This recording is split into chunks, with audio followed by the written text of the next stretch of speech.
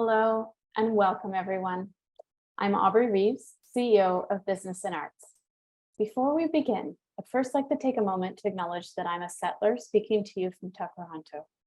I have the honor to be a guest on the traditional lands and waters of the Petun and Wendat peoples, the Anishinaabe and Haudenosaunee confederacies, and most recently the Mississaugas of the Credit River, as well as many other Indigenous nations, some of whom no longer remain.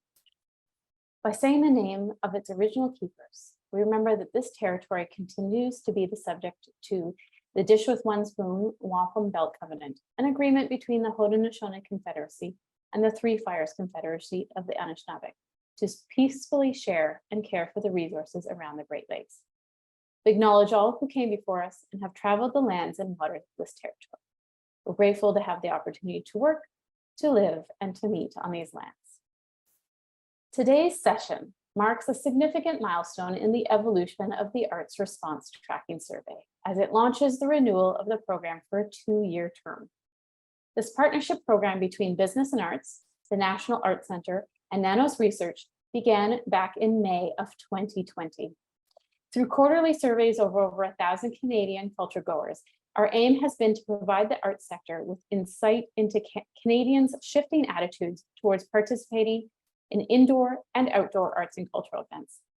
We're proud to have offered relevant and timely data throughout the pandemic, playing a crucial role in informing the reopening procedures and programming models of arts organizations nationwide. Recognizing the evolving needs of the arts and culture sector in a volatile post-pandemic environment, the Arts Response Tracking Survey is now entering a 2-year phase, beginning with today's session. While we will continue to offer insights into audience behaviors and attitudes on a quarterly basis, our aim is to provide data that can inform decision-making and planning for the sector. The new phase of arts will focus on specific topics each quarter. Winter will concentrate on marketing, spring on sales, summer on public perception of the arts and engagement, and fall on fundraising. This approach will ensure that arts provides relevant and timely data, enabling organizations to adapt to the latest trends and shifts across the sector. So many thanks to the NAC and Nanos for continuing on this journey with us. This edition of the survey was in the field in April this year. It looks at culture goers' attitudes towards attending arts and cultural events and considers attendance rates, purchasing patterns, and attitudes towards membership and subscription. The full reports are now available in both English and French on our website. Before we get started, there are just a couple of small housekeeping items for today's session. We're happy to have ASL interpreters from Toronto Sign Language Interpreter Service with us here today. Auto-generated English captions can also be turned on.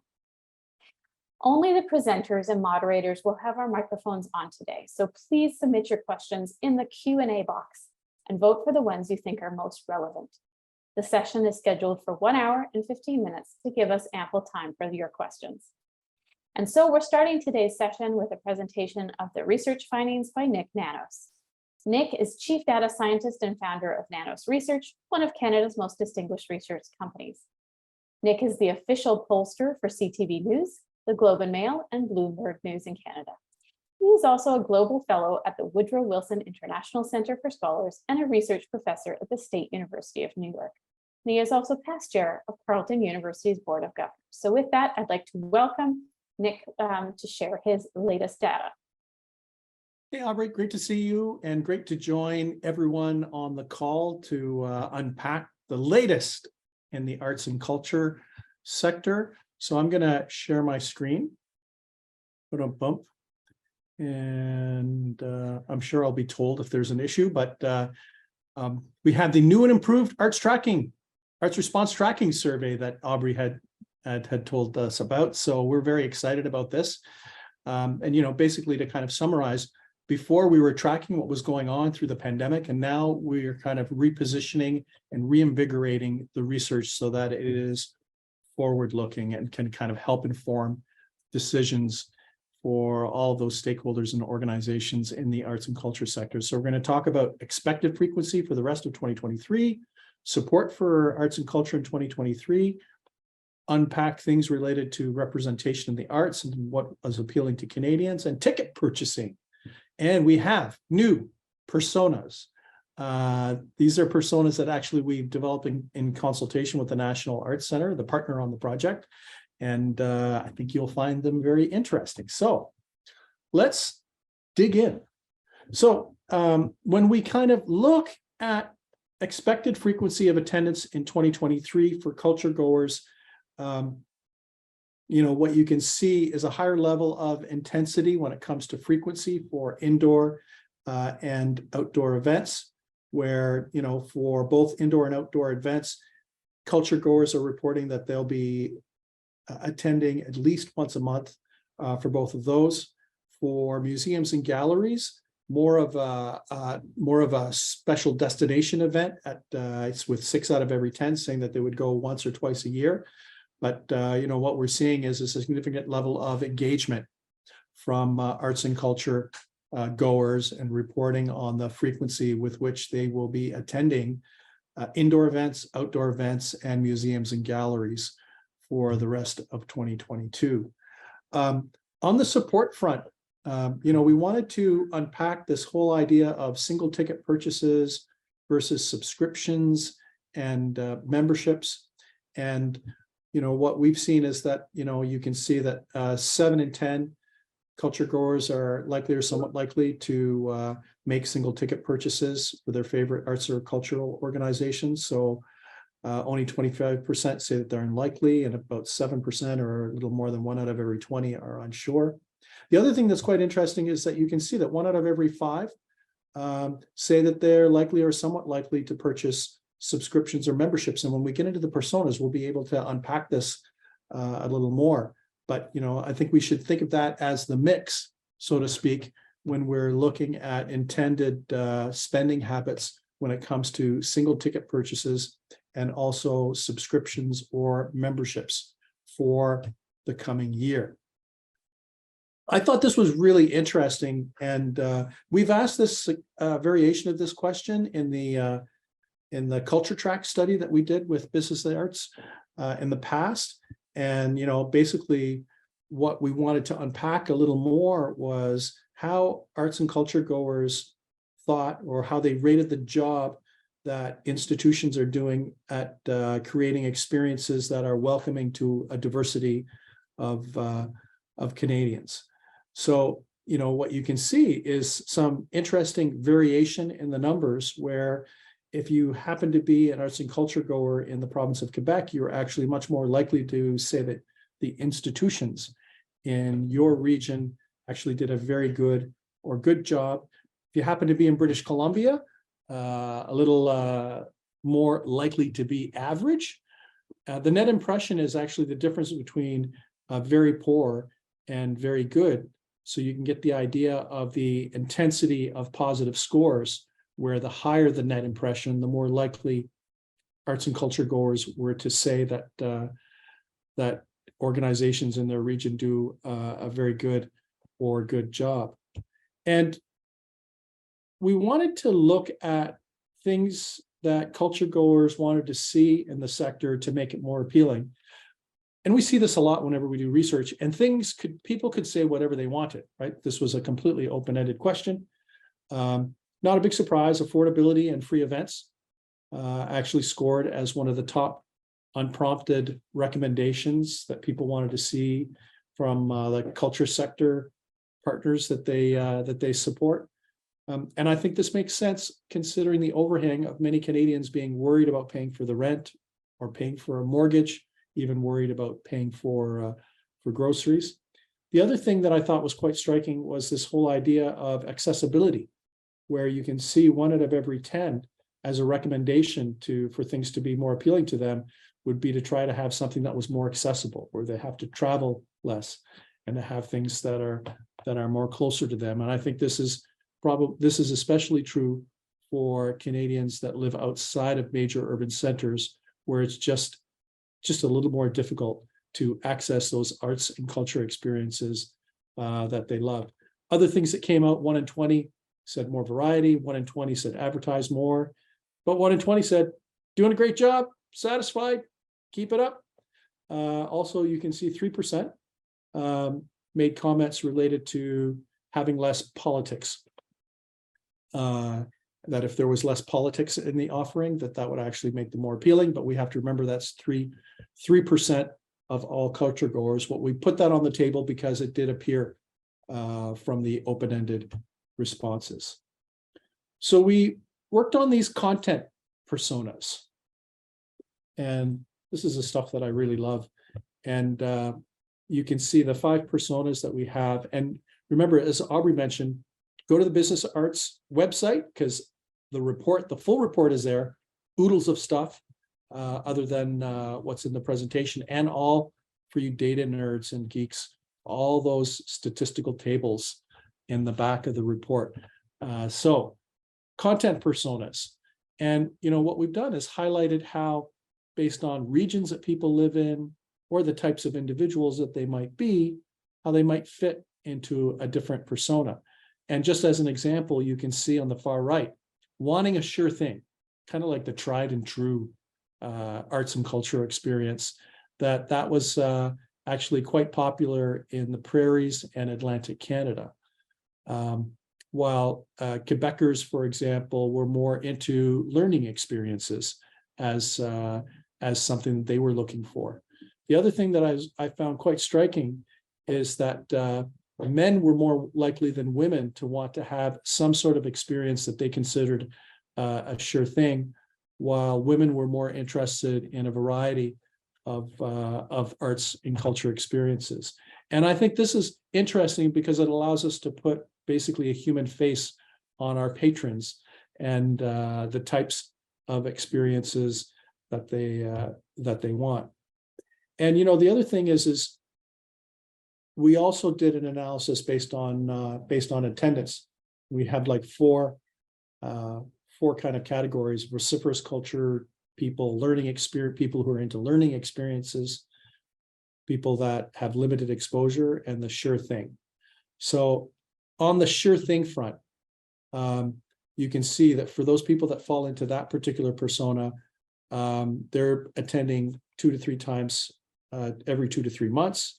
They're single ticket purchasers, but 1 in 5 are buying subscriptions, and they are buying stuff way in advance, up to 6 months in advance. Kind of like those early Christmas shoppers, those holiday shoppers, right? They know what they're going to get compared to they know what they're going to buy for their loved ones during the holiday season, way before we get to the holiday event, compared to others that are more last minute. We get vociferous culture people, and you can see for the vociferous culture folks, they're more likely to attend indoor events at least once a month. They're purchasing single tickets.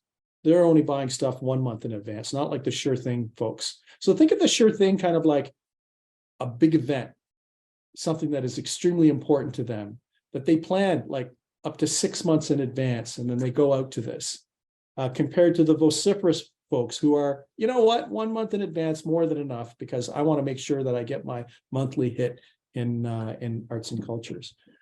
For those that are into learning experiences, you can see that 3/4 are buying single tickets.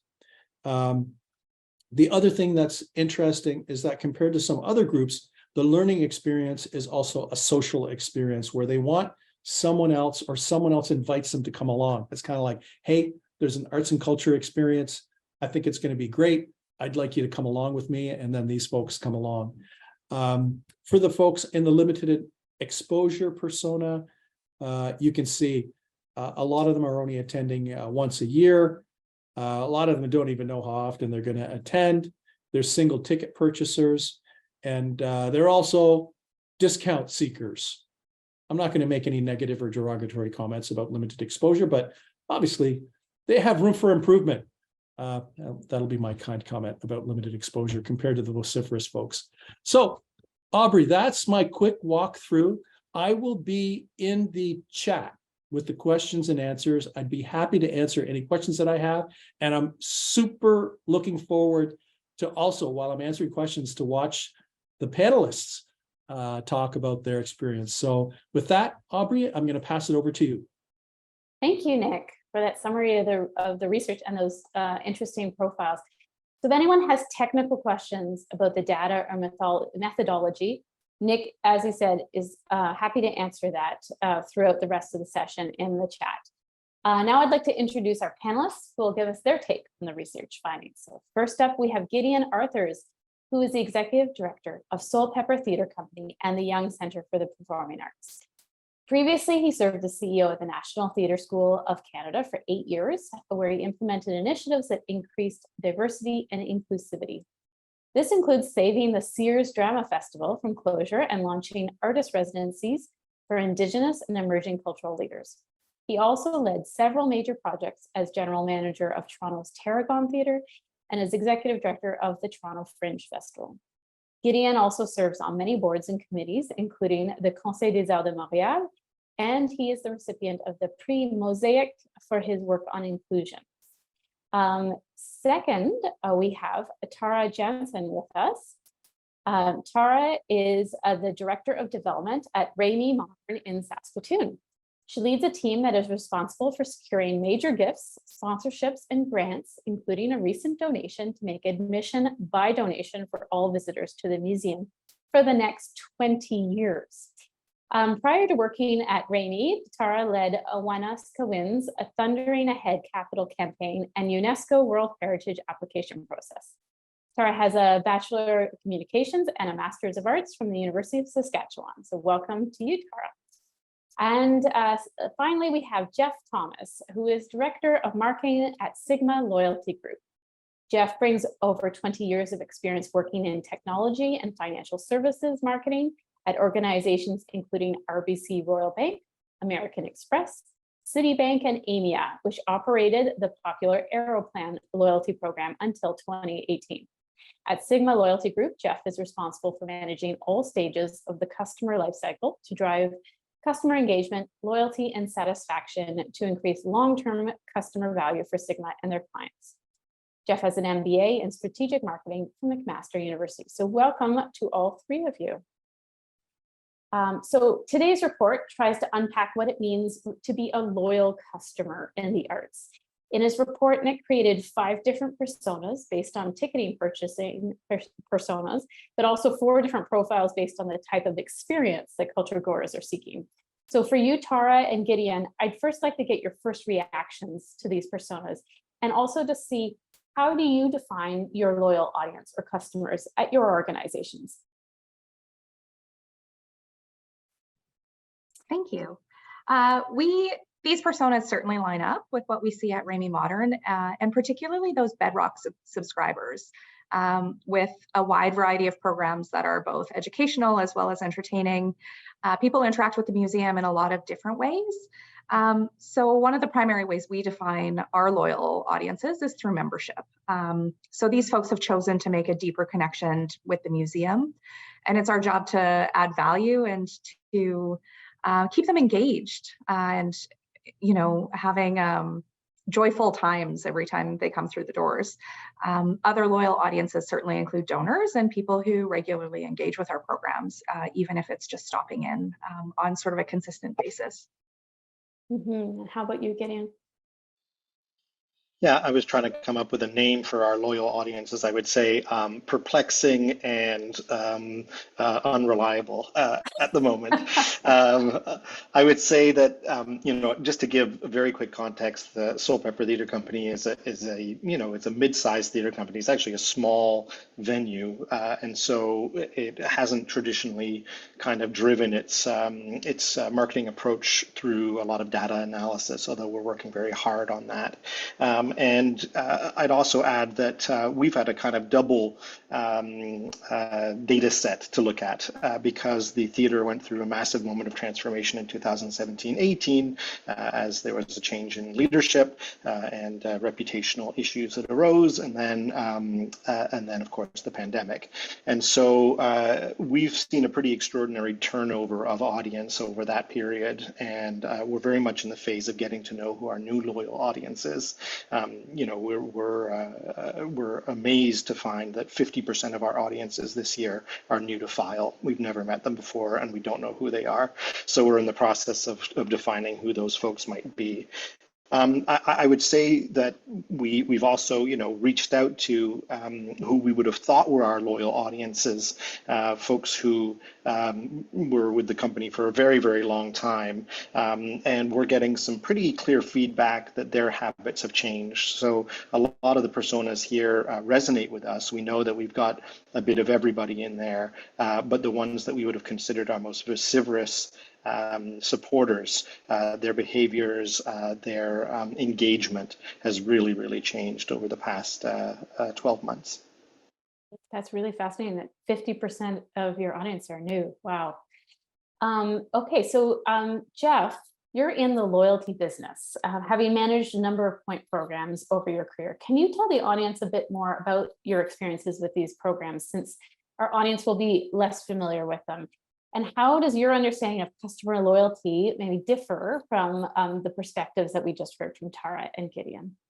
Sure. Perhaps our audience is less familiar with them, but undoubtedly a member of at least one loyalty program, considering at least 90% of Canadians belong to at least one program. So I know you all kind of have a basic understanding what I'm talking about at some level, but in simple terms, a loyalty program is obviously a marketing approach that recognizes and rewards customers who purchase or engage with your brand on a recurring basis. You earn your points for engaging in particular behaviors, especially spend. Accumulate those points until you've met a particular threshold, and then you can redeem them for a reward. But what these programs are trying to achieve isn't so different, I don't think, from what Tara and Gideon are trying to achieve. Tara even used the magical word engagement, right? All these programs, what we're trying to do is turn occasional purchasers into repeat purchasers and keep them coming back by offering discounts, special incentives, perks. And the main goal of the program is to incentivize the regular customers, those who regularly buy your products or services, to keep them coming back.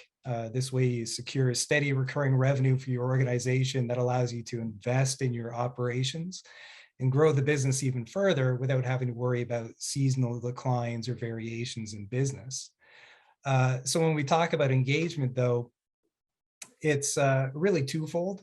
For one, you want to make sure that your customers are participating in these programs, because you can have a large population of passive participants in your loyalty program who are accumulating rewards just by the fact that they're using the card that's attached to a reward program. But what you also want to see is that the customers are engaging with your program by redeeming for the rewards, because that's the thing that really keeps people coming back and engaged. Is if you can set up a program where you're setting it up so that you can accumulate your rewards and redeem them on a regular basis, then you're going to see people that are really engaged on your program, they're loyal to your program, and they become advocates of your program. So that's kind of a key. I don't know how much you want to go into the differences, but I think the difference between perhaps what we're looking at is, the loyalty programs in Canada are a huge business. They're, a $4.4 billion business in Canada. And so, and one of the things they do really well is generate information about their customers, their members, right? And using that information to highly target messages towards them. And particularly if it's a coalition program, which is a program that incorporates multiple brands across multiple categories, you can really generate a lot of information and develop a really solid psychodemographic profile of your customer, so that you can really, if you have the capabilities, really drill down and tailor your message to them. So I don't think that, my perspective varies too much. It perhaps only varies in terms of the scale of the program itself. But, at the end of the day, a loyalty program is only successful if it's meeting the customer's needs and expectations, as well as the organization's needs, and drive sales. So both need to be aligned for a program to work. Thank you. That's a really great introduction to the loyalty programs, and got me thinking so much about the ones I belong to and how I'm using them or not using them. Is there a lot of points that I'm sitting on unnecessarily? Let's talk about this traditional subscription model. Anecdotally, we've been hearing for years that it is in decline. And in the Nanos report, we see that 59% of respondents across the country say it's unlikely they will pay for an annual subscription or membership this year.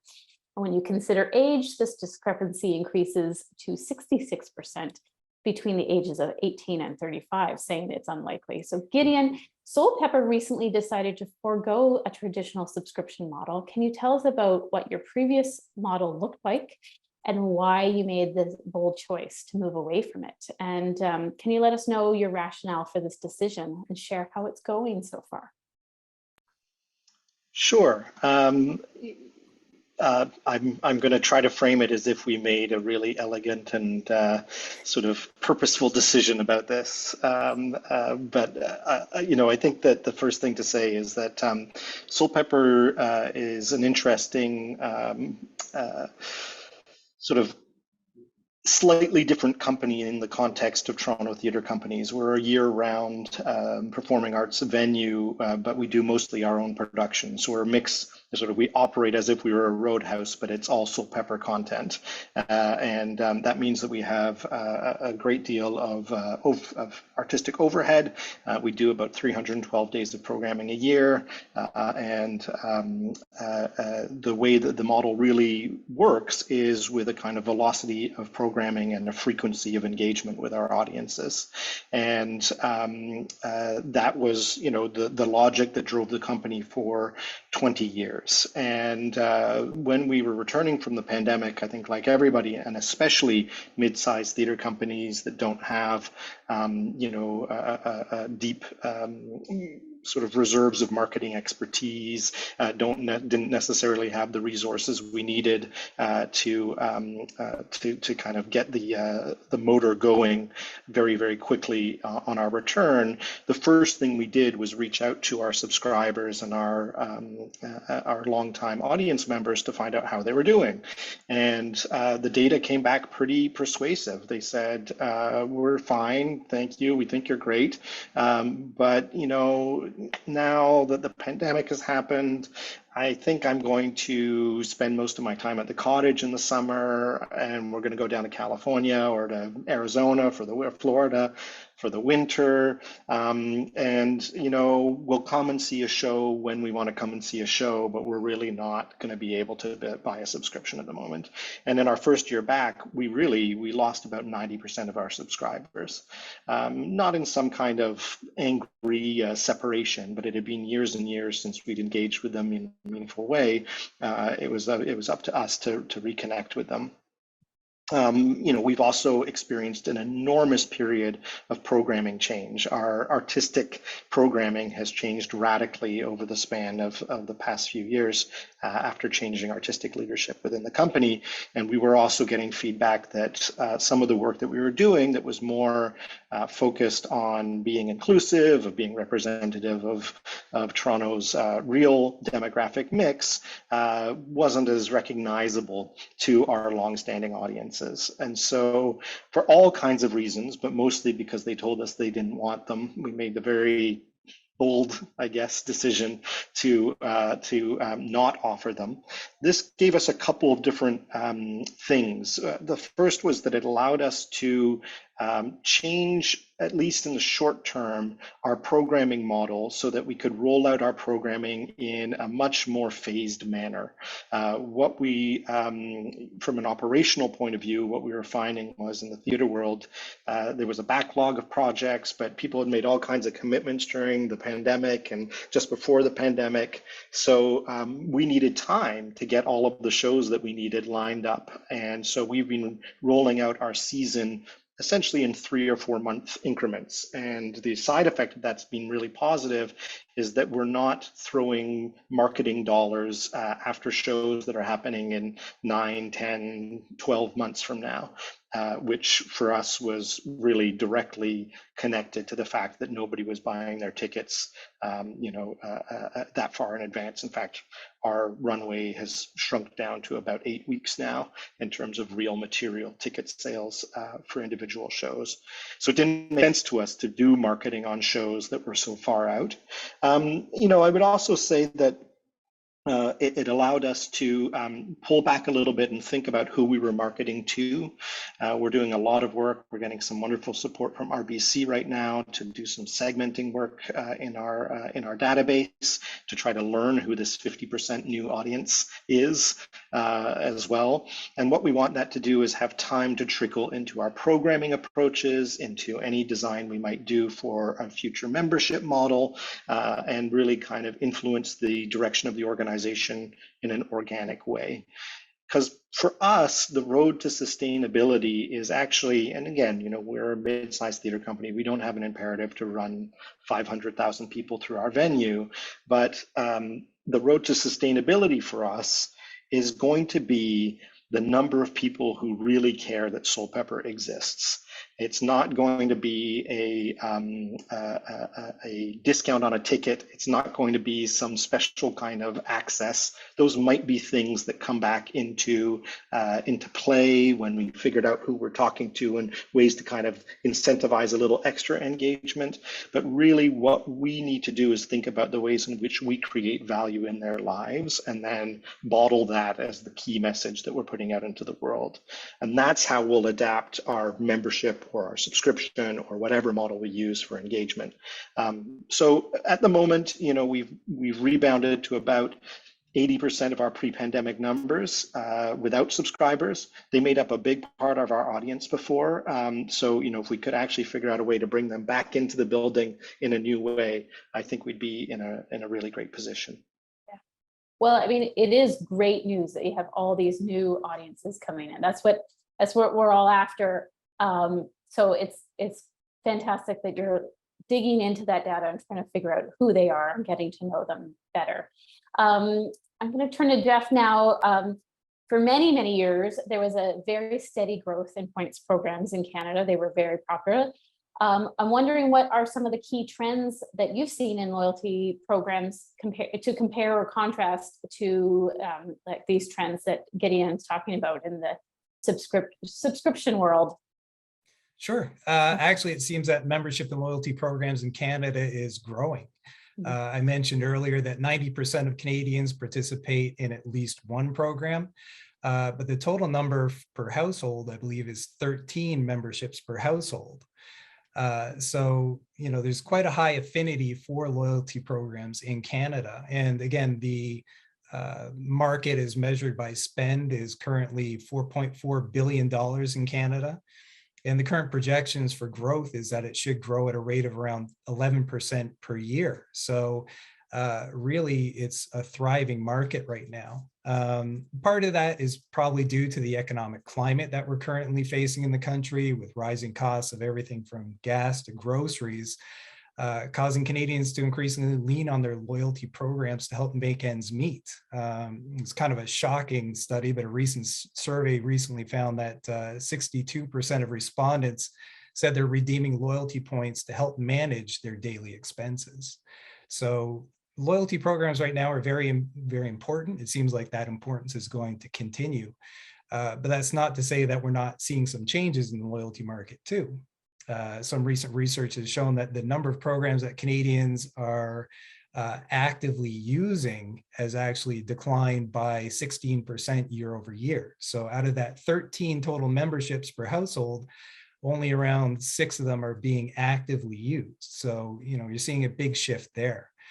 And some of that could be related to the fact that in general, we're seeing that millennials and Gen Z are less inclined to actually participate and stay in loyalty programs than older demographics. I've seen a lot of reasons. I don't think anybody really totally agrees, but Gen Z, millennials, I've seen it called that they're generally less loyal. They call it loyal-ish, where they're loyal to a brand until they see something better, and then they're more than willing to switch if they get better benefits from that other program. They also exhibit lower levels of trust in brands than older generations. There was a study that came out that showed Band-Aid brand is actually the most trusted brand in the United States, with an average brand score, I believe it was 33 for millennials, which was lower than 57, I think it was, for the general population. And then the trust among Gen Z was 11. for the score. So they were a third less than millennials, right? So they're a very fickle group. And the other thing that makes sense too is that they haven't really reached the points in their careers or their household formation where participation in a program makes sense, right? If you're not regularly buying food, medication, clothes, traveling on a regular basis, why bother belonging to a loyalty program that you may feel traps you into a certain spending pattern when you may be looking for what is the best deal? And I'll be short. I know I go on. What's interesting about them, though, is that they actually have a high enthusiasm for subscriptions. So it's interesting to see that contrast with the data that we're seeing here. Nearly half of millennials and Gen Z actually belong to a subscription program. And that compares to only 33% across the rest of the demographics or the general public. So, I think there's some work to do here, but as this generation matures and as we understand more about how to design loyalty programs and subscriptions that appeal to them, we'll start seeing more engagement among those younger demographics. Yeah, it's fascinating where the demographics align consistently with the arts data and where it's different. But wow, 13 loyalty cards per household, that is a lot to keep track of. And it sort of actually use. And to actually use, but it sort of suggests the way that people are more willing to shop around for single tickets for lots of different arts experiences instead of being focused on just one company, if they're in a community where there's lots of choices. So I'm going to switch over to Tara now. While the Ramey Modern still maintains a membership model, it's recently undergone a transformation thanks to a very generous donation. This shift was made in recognition of the fact that charging for admission was seen as a barrier by many. Can you share a little bit more on that donation, how it has impacted Ramey's attendance levels and your membership program? Yeah, thank you. In October of 2022, Ramey Modern announced a transformational gift to reduce barriers to access and make admission by donation, as Aubrey mentioned earlier, for the next 20 years. The Frank and Ellen Ramey Foundation and our lead patron committed $10 million to offset the risk associated with removing those admission fees. This was in direct response to the feedback we'd received from the community that having an admission fee was a barrier. And really, since it's been extraordinary. So since changing our admission structure, we've got essentially 1/4 of data that we've been able to gather so far. Year-over-year attendance has grown by almost 73%, 72.7%. Numbers have also surpassed our pre-pandemic levels by 13% when comparing visitation to about early 2020.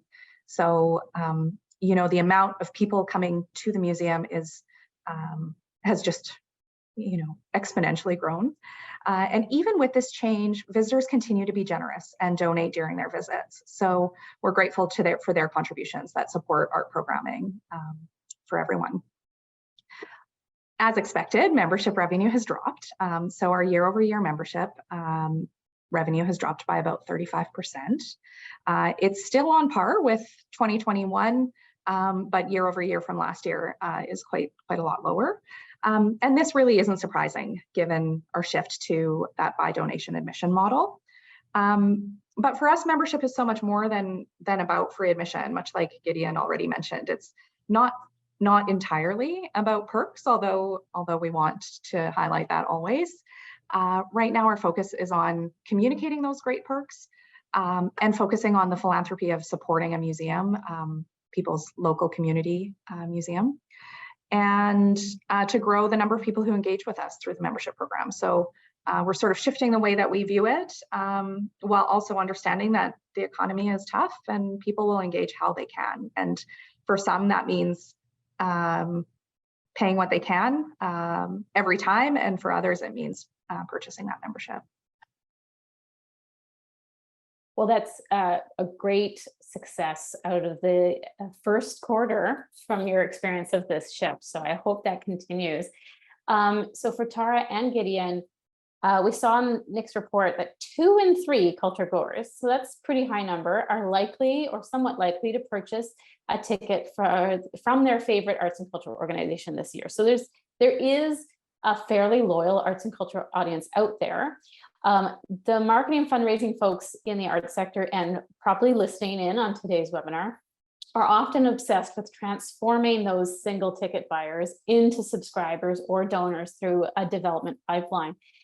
What are the motivations or incentives that can encourage that conversion process?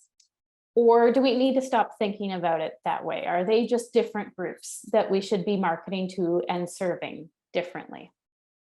I don't know who wants to jump in first, whether it's Gideon or Tara. I'll go ahead. Yeah, I'm going to give a slightly artsy answer to this question. I think that, we could have been having this call, especially in the theater world, we could have had this seminar 10 years ago and be talking about the complications of the subscription model, what it meant for future sustainability. We've known that the behavior of the core audiences of the theater sector were going to change for a long time. And, I see a bunch of my colleagues and friends on this call in the audience. It's not true for everybody, but in the theater world, there's been a real game of sort of just trying your best to backfill the attrition of your subscription rate. So, 5% aged out, let's go and get 5% more. And when the next 5% ages out, we'll try to backfill that with 5% more. And I think that for me, if there's going to be a rich and dynamic and ambitious and optimistic future for the theater sector, the nonprofit theater sector, which with a bunch of the other sectors that are going to be represented on this call was just so deeply effed by the pandemic. It's going to be by having authentic, meaningful, connected, values-driven engagement with our audiences. We have to be so much more than a transaction. We have to be a connection. We have to be a manifestation of their view of the world. We have to win back their trust. We have to be proud of using an artistic vocabulary and then helping communities navigate complex realities. That's the only, I say that kind of from an artistic, philosophical, values-driven point of view, but it's also the only model for sustainability that I can imagine. When the arts get cut in Quebec, people put up their hands and say, don't cut the arts. This thing is important to me. This sector is important to me because this is a manifestation of my culture, my identity, my language. We need that in the rest of Canada. So that's, for me, the future conversion is how do we create value in the lives of our communities? And then they will stand up and help pay the bills, help us invest, help us grow. Mm-hmm. And Tara, do you have any thoughts from a development perspective? Yeah, for us, it's both. We are certainly hearing from people who are buying single tickets versus membership, and it's really just coming down to the current state of expenses and a more expensive world currently. And for some people, just paying that larger sum one time, even though it might be perceived as better value and it might be actually better value, is just harder to do. So for us, that much like Gideon, our membership program focuses both on that extra value. It's not just about the perks, it's or the free admission or the discounts, but we definitely do try to create as many perks as possible. So one of the ways that we are finding sort of encouraging that conversion process is by having 2 tiers of tickets. So there's always a member benefit.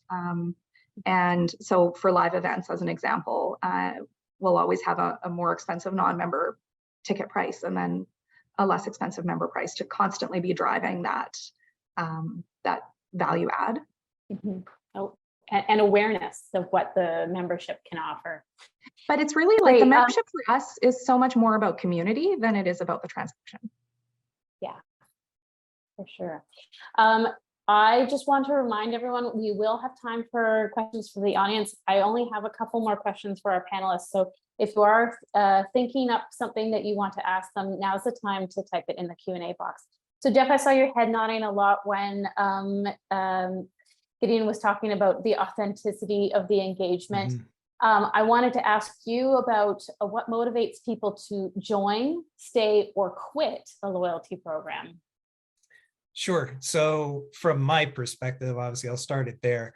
Largely, people join loyalty programs for the monetary benefits, right? They see the opportunity to accumulate points, miles, cash back that they can redeem later for discounts or free product services.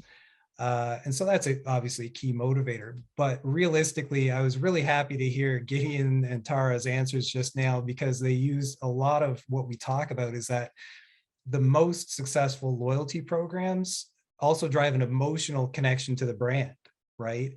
And particularly where we're talking about the challenges with Gen Z, millennials, and they really very much are looking for mission-driven organizations who are authentic and transparent and reflect their own values, right?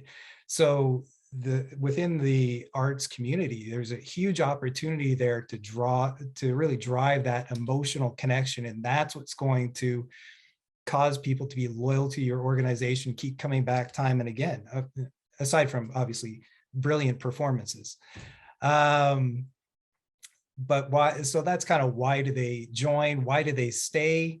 Programs have to be simple and convenient to understand, right? If you can't understand how you're going to get to those perks or even how you redeem those perks, then you may as well not have them. So it has to be a very simple program. Those are the ones that are most successful. And of course, the rewards have to be meaningful, whatever it is you're offering, whether it's meet and greets or special events. They have to be meaningful to that target population. And that's where it goes back to getting that data about your customer, really understanding your customer so you can personalize those experiences. And if you can marry the two together, you're going to get a very loyal customer that stays in your program. And why do people leave reward programs? From a reward perspective, I love this one because the biggest thing is don't mess with your redemption table. There have been too many examples lately of loyalty organizations that have made really bad decisions to mess with their redemption table that have had really bad consequences for them. The most recent being Air Miles, where BMO has had to step in and salvage that program because they have such a commitment to it, right? But even on a smaller level, you look at Starbucks I believe it was earlier this year, and Tim's late last year made changes to their redemption schedule. And where in the case of Starbucks, I believe the number of points you needed increased 100%. And for Tim's, it went from 70 to 400 points to get a free coffee, just to get a free coffee, right? That's a lot. And at that point, people look at that and, that's what's going to drive dissatisfaction is if you change those rewards. People are going to look for alternatives, right? I mean, not to be too reductivist, but loyalty is the lack of a better alternative. So if there's an alternative, your customer, and you tick your customer off, they're going to go and seek that out. And then lastly, I think if there's an unequal value exchange within the program, right? If customers believe that you're getting more out of the program than they are, if they're giving up all this data, but not able to actually see any benefit from it, they're going to leave your program.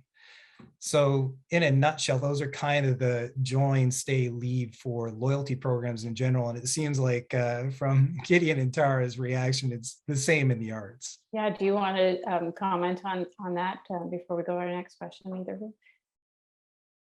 No. Well, We're I think all in agreement. All in agreement. It's about trust, basically. It is. Yeah, it is. Your customers, your audiences have to trust you and feel like that they're getting some value. So One of the things that Nik highlighted is that when there was the open-ended question of what is one thing you'd like to see the arts and culture sector do to appeal you more, not surprisingly, 22% responded affordability or free events. There's no doubt everyone loves free stuff. Loyalty programs have harnessed that and monetized the general public's love of giveaways and discounts. So really, what are the lessons that we can glean here for the arts from loyalty and point programs? How can these lessons be adapted to our sector? And I guess also, Jeff, is there anything that you would take away from the arts and apply to your points programs? So this is really a question for everybody. Yeah, I'll jump in. I mean, everybody does love free stuff, and that's great, but free stuff in itself doesn't actually result in engagement, right? In repeat purchase behavior. Loyalty and engagement are two completely different things. So, you know, at the end of the day, number one, you want to have something that resonates with the customer, but also if you're giving away something for free, there has to be something in it for you. And if you're not generating some interaction with that free customer so that you get some insight into what is motivating them for this free event, and then use that data to turn them into a paid customer, then that's it. It's purely a cost, and you will get some goodwill, but you won't necessarily get engagement, which you possibly could if you get that touch point of connection with the customer. And the one thing I'll take all this discussion about subscriptions and memberships, we're actually starting to see it a lot more in loyalty programs where you have a subscription program. It's a hybrid membership program, a premium rewards program where you're paying out a membership fee, which is either monthly or annual, to get access to improved benefits, increased earn opportunity. So it seems like the loyalty sector is already taking some cues from the arts. Yeah, Gideon. Yeah, I just wanted to add to this idea. First of all, I mean, from a nonprofit arts perspective, nothing is ever free, right? It will all cost us something. But I'll just give a quick example from a soul pepper perspective of something I find really encouraging. We have a program supported by a sponsor where any attendee under the age of 25 can come for free to any show. And we've actually widened that program and made it much more easy to book tickets. We've reserved more tickets in every performance to facilitate that audience. You know, on the surface of it, it's going to be, a losing proposition because we're giving away our inventory for free. But we've had a huge uptake of this program, and we really feel like this is the beginning of our journey towards a kind of segmented audience approach. And I can't wait to spend the next 10 or 15 years, maybe not me personally, but our organization, cultivating the relationship with the people who first discovered us because we gave them ultimate access for free, and then tracking them all the way through, what happens to them when they're 26? How do we keep them around? How do we get to know them? And that will be the seed for us of a sustainable audience approach. So nothing's free, but sometimes it's a great hook to start a relationship. And for us, being essentially free or pay what you can, admission by donation, we found that the revenue from admission by donation is currently on par with revenue we've received from previously sought out admission rates, but our demographics have changed. So what we're seeing is more young people, more families, more representative communities, more people in the museum who may not otherwise have been able to come. So yes, free programming exists, but for us, it's really about reducing those barriers to access and making sure that everybody has access to art. And right now, our focus is really just on being welcoming, inviting those new communities in, doing our best, and then, maybe loyalty will grow from there. Mm-hmm. It reminds me of at the Canadian Arts Summit, which happened in April, we had a short presentation from the Institute for Canadian Citizenship, which runs a cultural access pass that's now called Canoe.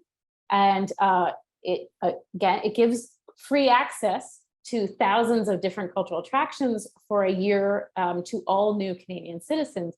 But their presentation really unpacked the data of that for each person that they are giving away free admission, that person bringing with them other people. And after that first year of free, that they are returning. So yeah, you are getting it back in the end. So and they had quite a lot of data to back this up. Okay, we're going to turn to some questions from the audience now. There was several. Everyone wanted to know if your budget has balanced, Tara, based on your free admission, and you've answered that clearly now, so I can skip that. How about they have one question of asking about if anybody has considered any kind of subscription or membership across multiple organizations. So not just for your own, but have you partnered with other organizations to offer a membership type program? Yes, good. I know in the Toronto theatre scene, there's been a couple of different attempts. Way back when there was a multi-theatre subscription model. I know that there are a couple of companies who have tried to put in place various loyalty or membership cards. I think there's a few really big barriers, the first being an operational barrier. Just remembering in the nonprofit arts world, many companies are very, very small. They have marketing teams of 1 or 2 people. It's hard enough to administer their own programs, never mind invest meaningfully. There's also everybody who is on different softwares, so it's almost impossible to get the ticket booked when the person over in the other place books the ticket, and then they have to print up the list, and the list gets sent to, it's the whole thing gets very, very complicated from an operational point of view. I think that I can speak on the Toronto theatre side of things, but I know a lot of the other markets in Canada as well. Even before we look at something like a mass subscription or membership model, there's so much we could do to amplify each other's work and to, take up more space together as opposed to apart. So I think the first thing would be, are there ways for us to co-market outside of the bubbles of our respective email lists, combine our resources and see if there wasn't something that we could do on that front. So that I've seen it attempted in Toronto on the theatre side. It hasn't necessarily panned out. Mm-hmm. I think it has a lot to do with trust, again, between organizations that may have previously seen themselves as competitors, but also the logistics of data management of all those lists, and how do you keep the privacy requirements, yet also be sharing important information. So Tara or Jeff, do you have any thoughts on that question too, about partnerships across organizations? Our experience was the same as Gideon's. We have tried it, and it's surprisingly complicated. It seems like such an easy solution to give people access to broad ranges of cultural institutions, but the sort of mechanics of it is really tricky. So certainly if other communities have figured it out, please share. We'd love to know. Yeah. And I'll just put in the pitch that, kind of what you're talking about is similar to coalition loyalty programs, which almost without exception in Canada, with the exception of Canada, don't usually work out too well. They're very challenging to make sure you're balancing out all the competing priorities within the coalition to make it work. So, there may be opportunities. Again, coalition does work in Canada. Maybe we're just more polite. But it would take some work for sure. Mm-hmm. So examples of that might be like the way Scene Points program has recently brought in Sobeys and some other, okay. So, I didn't want to be too controversial, but Scene is an amazing program, right? They have over 10 million members right now. Mm-hmm. They've done a really good job of building out what had been a proprietary program, right? It was all based around your participation at the Cineplex locations to a huge and successful coalition loyalty program where you get all this earn and redemption across multiple categories. And again, that goes back to their ability to really be able to drill down on their customers, to be able to tailor the marketing messages and get those people engaged. And it is a highly engaged program. Yeah, it's interesting also that it happened during the pandemic when movie theaters were closed. So they were sort of backed into a situation where they had to offer some kind of other options. Yeah, very interesting. I have a question here about how can small organizations with limited marketing knowledge gather more information about their audiences than just through mailing lists or social media? Any tips to share? Well, I think if you have a website, obviously you could have surveys on the website that they can participate in. The surveys are a huge opportunity in general, right?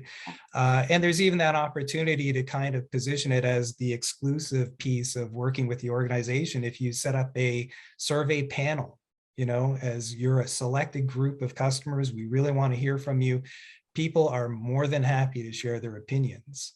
And then depending on the size of the organization, I mean, there are some companies I've seen out there that offer loyalty in a box, basically, where they'll work with you to set up a program where you can track earn and redemption within your organization, at least. So there are some opportunities, but it definitely, again, would take some work.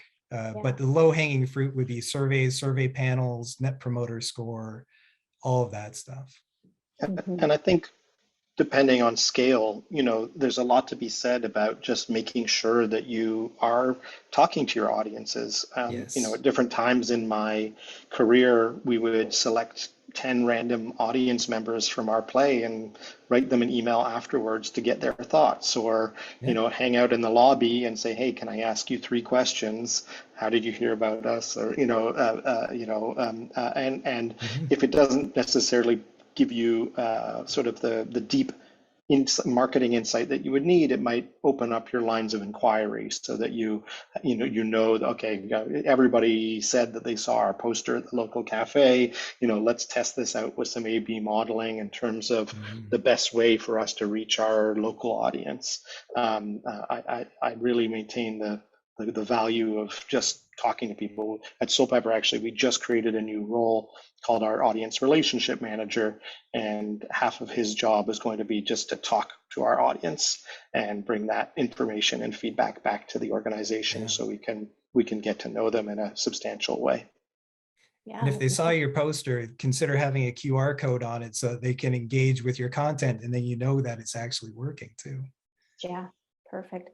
So we have, it's a bit more of a comment here, but person saying, in addition to attendees and buyers, they would love to see how a volunteer persona would break down. Speaking with our arts and culture partners, we are seeing an engagement issue right across the sector, maybe somewhat out of scope, but very valuable. So, and I have to agree, if you've seen the Canada Helps giving report this spring, volunteerism has just completely fallen off a cliff. So how can we think about volunteerism in relation to audience and members? Well, and it's about engagement. It's about making them feel like they really belong and they're really part of the organization again. 2 years is a really, really long time, and a lot can change in that time. So it doesn't surprise me that those numbers have changed. We're certainly experiencing it on a staffing level for our occasional staff as well. Things like ushers and front of house staff members who would have come and done a few hours with us every week. They're not coming either. Yeah. And Tara, does Rami have a big team of volunteers that you rely on? Have you seen their numbers drop? That was a program that was paused during the pandemic, and we really haven't brought it back online. So it certainly is, it's a gap. Yeah. Okay. Well, it so happens that our next arts response tracking survey is about perceptions and engagement. So I think volunteerism is something we can dig into in that survey following this one. We have a number of comments from our discussion about multi-venue or our institutional memberships. that it's that people have shared. Edmonton has had a successful subscription package for one show from each of 8 theaters across the city, so people can look that up. And the community box office run by the Municipal Arts Council facilitated that multi-theater company subscription for many years. So there was, but they don't have any direct info on the success of that. Somebody else is also suggesting it could work quite well if you're going cross-disciplinary. So a ticket to theater, but also admission to museum. They're not directly competing with each other. So these are all really great suggestions. Also Capitol Theatre in Moncton says they've had a post-show survey for all their ticket purchases following every performance. So all really great suggestions coming out of the chat. We don't really have any other questions, so I am going to wrap things up. It was a really interesting discussion, and and we have new ideas for the next ones. We're going to dig into some volunteerism. So thank you for all those suggestions from our audience. A big thank you to our panelists for contributing your insightful responses to the research and for answering all of our questions. Thank you to the National Arts Centre and Nanos for continuing to partner with us on the Arts Response Tracking Survey in this new phase.